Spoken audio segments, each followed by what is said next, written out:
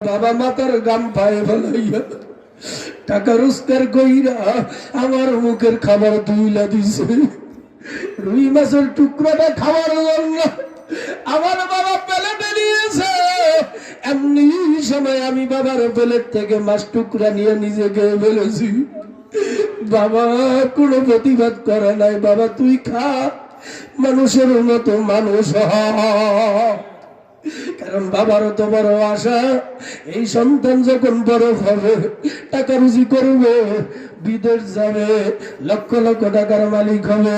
আমি বাবা যখন অসুস্থ হয়ে যাব, আমি বাবার সেবা যত্ন আমার এই সন্তান করবে। ঠিক কিনা জোরে কর। দুঃখ এবং পরিতাপের বিষয়, আজকে সন্তান মাকে চিনে না, আজকে সন্তান বাবাকে চিনে না। যেই সন্তান মা বাবার মনে আঘাত দিবা, খোদার কসম, খোদার কসম, আল্লাহ মা বাবার ব্যাপারে এত শক্ত কথা বলেছেন, ওয়াকাযা রাব্বুকা আল্লা তা'বুদু ইল্লা ইয়্যাহু ওয়া বিল ওয়ালিদাইনি ইহসানা। আল্লাহ পীরের ইহসান করার জন্য বলে নাই, দুনিয়ার কোন মানুষের ইহসান করার জন্য বলে নাই। আল্লাহ বলছেন তোমার মা বাবা যদি জিন্দা থাকে, তাদের প্রতি ইহসান করো, দয়া করো, মায়া করো। এমন ব্যবহার করবে না যেই ব্যবহারের দ্বারা বাবা আর মা শব্দ ব্যবহার কইরা তোমার জন্য বদদোয়া দেয়। ডিসির বাবা, আমি ইমাম সাহেব মাদ্রাসায় আমার সন্তান গুলাকে পড়াইয়া আমি ঠকি নাই। ঠিক কিনা জোরে কর। আমার ভাইরা আল্লাহর ফজল করবে।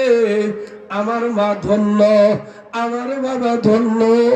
প্রত্যেকটা মুহূর্তে বাবা মার জন্য দোয়া করি। আমার বাবা 13 সালে দুনিয়ার থেকে বিদায় হয়ে গেছে। মা আমার কাছে আছে। আমি নদী ভাঙ্গা, 5 ভাই 1 ভাইরও 1 তিল জমিন নাই।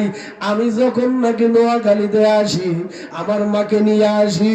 আমি মসজিদে চাকরি করি, আমার মা কোথায় থাকবে? আমি মার জন্য একটা তৎকালীন যুগে বাসা ভাড়া করি। এক মুহূর্তের জন্য মাকে আমি কোথায়ও দেই না। আমার মা হয়তো কষ্ট পাবে, আমার মা হয়তো ওষুধ পাবে না, আমার মা হয়তো একবেলা উপবাস থাকবে। এই জন্য আমি ছাত্র জমানা থেকে বড় কোরবানি স্বীকার কইরা আমি আমার মাকে খেদমত করতেছি। আল্লাহ তুমি আমার মাকে সুস্থতার সাথে নেক হায়াত বাড়াইয়া দাও। আয় আল্লাহ,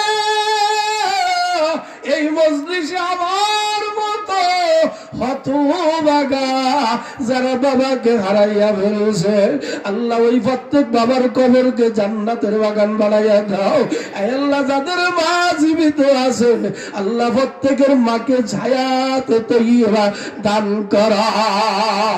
আর যাদের মা দুনিয়ার থেকে বিদায় হয়ে গেছে, আল্লাহ প্রত্যেকের মার কবরকে জান্নাতের বাগান বানাইয়া দাও। জোরে বলো আমিন।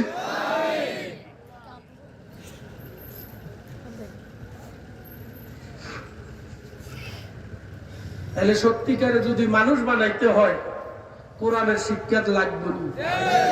কথা কম লাগবে না। যদি কোরআনের শিক্ষা না দিতে পারেন, ধর্মীয় শিক্ষা না দিতে পারেন, ধর্মীয় অনুশোচনা আপনার সন্তানকে যদি দিতে না পারেন, বাবা হিসাবে আপনি সন্তানকে জবাই করে দিচ্ছেন। ঠিক না ভাই? ঠিক। খবর নিয়ে দেখবেন এই দেশের কোটিপতি তার বাবারে বৃদ্ধাশ্রমে রাখছে। কারণ হেতো আমি বাস, হেতুই আমি বাস, কালকে খেদমত করব। হেতুই অফিস করে, হেতেও অফিস করে। বুড়িয়ার হইছে বিপদ, বুড়িয়ার এখন লই বিরাট ফোজা, তো বুড়িয়ার ফোজা টোজা সহকারে ঢাকা বৃদ্ধাশ্রমে গিল্লা বোর্ডিং। ঠিক না ঠিক? এর জন্য কোরআনের আলেম হওয়া তো ব্যাকের পক্ষে সম্ভব নয়, কোরআনের তাফসীর বুঝা সবার পক্ষে সম্ভব নয়। এই জন্য নবীজি বলেন, কোরআনের সুপারিশ, কোরআনের মহাব্বত, কোরআনের শিক্ষার আজমত যদি চাইতে হয় 4টা কাজ করতে হইব। কয়টা বলেন? কোরআনের ছোঁয়া পাওয়ার জন্য, কোরআনের সুপারিশ পাওয়ার জন্য, কোরআনের মহব্বত পাওয়ার জন্য, কোরআনের সাথে সম্পর্ক রাখার জন্য 4 জিনিস। قال رسول الله صلى الله عليه وسلم কুন আলিমান আও মুতাআল্লিমান আও মুস্তামিআন আও মুহিব্বান। আল্লাহর নবী বলেন তুমি কোরআনের সুপারিশ চাইতে চাও, তাহলে আমি নবী বলে দিলাম তুমি কোরআনের আলেম হও। আলেম হইতে পারলা না, কমপক্ষে আলেমের ছাত্র হও। ছাত্র হইতে পারলা না, হক্কানি আলেমদের কথা মানিয়া চলো, তাও তোমার সম্ভব হইল না। কারণ শয়তানে তোমাকে ওয়াসওয়াসা দিয়া হক্কানি আলেম থেকে দূরে সরাই দিছে। ঠিক না ঠিক? এত কইলে দেশের মানুষ আলেমদেরকে ভালোবাসতো, হক্কানি আলেমদের কথা অনুযায়ী জিন্দেগি যাপন করত। এখন বর্তমানে মোবাইলের ভিতরে কিছু শায়েকেরা বাইর হইছে, কয় যে হক্কানি আলেম যারা এরা নষ্ট হয়ে গেছে। ওরা কথা কম, বিস্তারিত বলার সুযোগ নাই। ওই যে শুরুতে বলছি নাম দিয়েছে ইসলামিয়া দাওয়াখানা, ভিতরে মদের কারখানা। ঠিক তেমনি ভাবে এই শায়েকদের কথা শুনি হক্কানি ওলামা ইকরামকে দূরসুরো করিয়েন না, কপাল ঘুরি যাবে, কপাল ঘুরি যাবে। যেরকম কথা ঠিক কিনা? কারণ আল্লাহর নবী বলছেন মান আদালি ওয়ালিয়ান, একজন আল্লাহর ওলির সাথে যদি দুশমনি রাখেন আল্লাহ বলেন আমি তার বিরুদ্ধে যুদ্ধ ঘোষণা করলাম। ঠিক না ঠিক? এজন্য আলেম হইতে পারেন নাই, কম করি আলেমের কথা মানেন। রাসূল বলেন আও মুহিব্বান, এইটাও করতে পারলে না, কমপক্ষে আলেমকে মোহাব্বত করো। আলেম হওয়ার ফ্যাক্টরি মাদ্রাসাকে ভালোবাসো। লাভ হইব কি শোনম, যখন তুমি কবরে চলে যাইবা, কবরে যাওয়ার সাথে সাথে তোমার মাথার কাছে কোরআন এসে যাবে। যেরকম সুবহানাল্লাহ, ফেরেশতা বলবে মুর্দার মাথার কাছে কে গো, তোমার কি এখানে কাজ? কোরআন বলবে আমার তো কাজ আছে। দুনিয়াতে আমি কোরআনকে ভালোবাসছি, কোরআনকে মোহাব্বত করছে, কোরআনের মাদ্রাসাকে ভালোবাসছে, মসজিদের পাগল ছিল, আলেমের পাগল ছিল। এই জন্য আমি কোরআন তার মাথার কাছে এসে গেলাম। কিয়ামত পর্যন্ত আমার এই বন্ধুর মাথার কাছে বৈশা আমি কোরআন তাকে পাহারাদারি করব। ফেরেশতা বলে এখান থেকে তুমি কোথায় যাইবা? কোরআন বলে আমার বন্ধু যখন ময়দানে মাহশর হবে আমি আল্লাহর কাছে আমার বন্ধুকে নিয়ে সুপারিশ করব। আয় আল্লাহ, এই লোকটা সব সময় আমি কোরআনের কথা মানিয়ে চলছে, আমি কোরআনকে ভালোবাসছে, কোরআনকে মহব্বত করেছে, কোরআনের মাদ্রাসার জন্য টাকা দিয়ে পয়সা দিয়ে সহযোগিতা করেছে, মসজিদকে সহযোগিতা করেছে, সব সময় কোরআনের আলেমদের কথা অনুযায়ী চলছে। আয় আল্লাহ, আমার এই বন্ধু আজকে হিসাব দিয়ে তোমার জান্নাতে যাইতে পারবে না, কারণ আমার বন্ধু বড় দুর্বল। আয় আল্লাহ, আমি কোরআন তার পক্ষ থেকে সুপারিশ করলাম। আয় আল্লাহ, আমি কোরআনের সুপারিশের বরকতে আমার বন্ধুকে বিনা হিসাবে জান্নাত দান করো। জোরে কোন সুবহানাল্লাহ।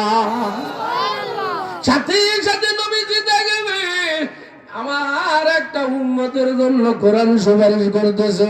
নবী দৌড়াইয়া আমার আল্লাহু আকবার, আমার নবী দয়ার নবী মায়ার নবী যেই লোকটার ব্যাপারে কোরআন সুপারিশ করলো ওই লোকটাকে নবীজি দৌড়াইয়া বুকের মধ্যে নিয়ে বলবে আয় আয়, আমার যেই কোরআনের জন্য আমি নবী কষ্ট করলাম, ওহুদের জমিনের মধ্যে দান দান মোবারক শহীদ করলাম, তায়েফের জমিনের মধ্যে কাফেরের হাতে মাইর খাইলাম, যেই কোরআনকে বাস্তবায়নের জন্য আমি নবী মক্কা ছেড়ে মদিনায় গেলাম, যেই কোরআনের জন্য আমি কাফেরের গালি শুনলাম, যেই কোরআনের জন্য আমি নবী দুঃখে দুঃখে কষ্ট স্বীকার করলাম। আয় আয় আয়, আমি নবী আমার হাতে হাউজে কাউসারের পানি পান করাইয়া আমি তোরে বিনা হিসাবে জান্নাতে নিয়ে যাব। বুখারী শরীফের বর্ণনার মধ্যে আছে আল্লাহর নবীর হাত থেকে কিয়ামতের ময়দানে যারা এক গ্লাস হাউজে কাউসারে পানি পান করবা 50,000 বছর পর্যন্ত পানির পিপাসা লাগবে না। জোরে বল সুবহানাল্লাহ, নারায়ে তাকবীর।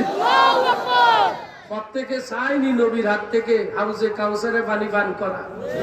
কারা কারা একটু মেহেরবানি করে দোনো হাত উঠে আল্লাহ তুমি কবুল করো, আল্লাহ তুমি মঞ্জুর করো। যারা হাত উঠাইছেন নিয়ত করেন, আল্লাহ তোমার ঘর বাইতুল্লাহ, আল মসজিদু বাইতুল্লাহ, এই বাইতুল্লাহর অংশতে বৈশা আল্লাহ হাত উঠাইছি, আল্লাহ তুমি আমাদেরকে কবুল করো। কিয়ামতের ময়দানে তোমার হাবিবের হাত থেকে হাউজে কাউসারে পানি পান করার তৌফিক দান করো। আর জোরে কোন আমিন। সাথে সাথে একটা অনুরোধ, এখন থেকে আমি উঠার আগ পর্যন্ত একটা লোক উঠবেন না, কষ্ট করে বসে থাকবেন। এতক্ষণ উঠছেন, মাফ করে দিছি, এখন কিন্তু উঠলে দাবি আছে, আপনিও উঠিয়েন না হুজুর, ঠিক আছে? কষ্ট দিয়েন না।